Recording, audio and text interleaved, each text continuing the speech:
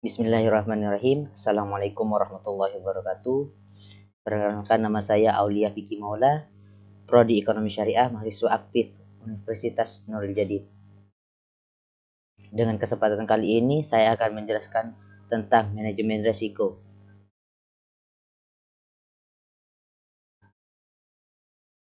Definisi dari risiko. Risiko menurut AS garing NZS 4360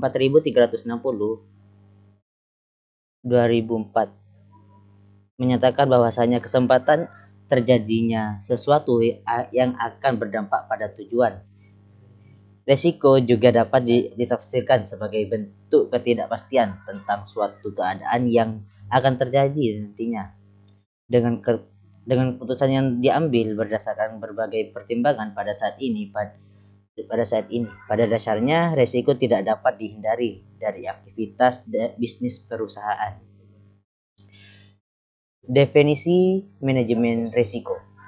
Manajemen risiko merupakan salah satu elemen penting dalam menjalankan bisnis perusahaan, karena semakin berkembangnya dunia perusahaan serta meningkatnya kompleksitas aktivitas perusahaan mengakibatkan meningkatnya tingkat risiko yang dihadapi perusahaan.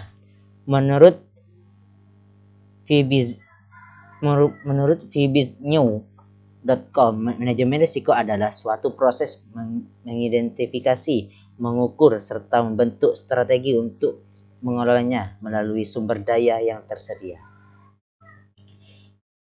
Ciri-ciri risiko terdiri menjadi dua. Yang pertama, risiko murni, dan yang kedua, risiko spekulatif. Risiko murni adalah risiko di mana kemungkinan kerugian ada tetapi kemungkinan keuntungan tidak ada. Contohnya seperti risiko kecelakaan, kebakaran, dan kebanjiran.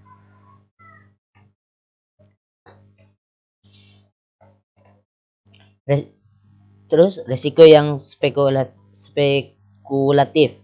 adalah risiko di mana kita mengharapkan terjadinya keuntungan tetapi seringkali tidak dapat menghindari kerugian. Contohnya, dalam usaha bisnis kita mengharapkan keuntungan tetapi kendalanya mengalami kerugian. Contoh lainnya adalah jual beli saham.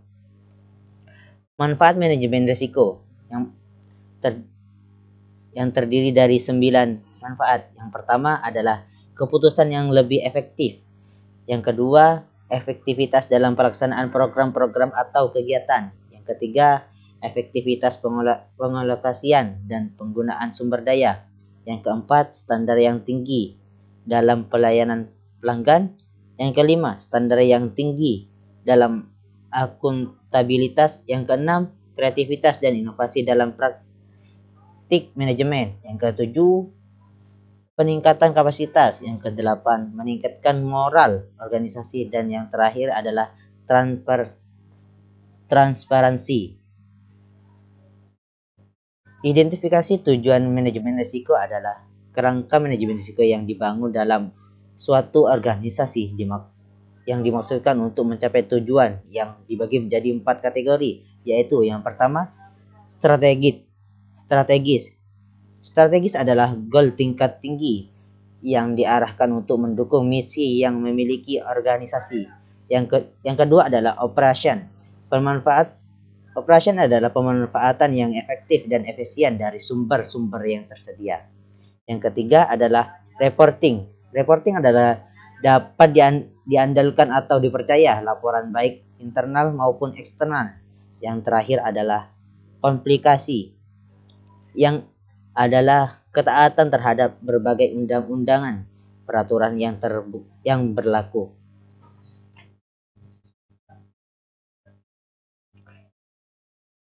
Kita masuk pada pengelolaan risiko. Strategi yang dapat digunakan manajemen risiko antara lain terdiri menjadi 4 bagian. Yang pertama adalah mentransfer risiko pada pihak lain. Merupakan cara yang paling mudah akan tetapi tidak optimal. Yang kedua adalah ditahan atau bisa disebut dengan retention. Dalam beberapa situasi lebih baik menghadapi risiko tersebut.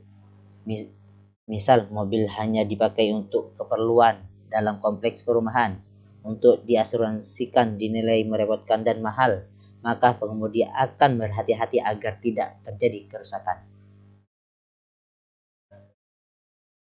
Yang ketiga adalah diversifikasi.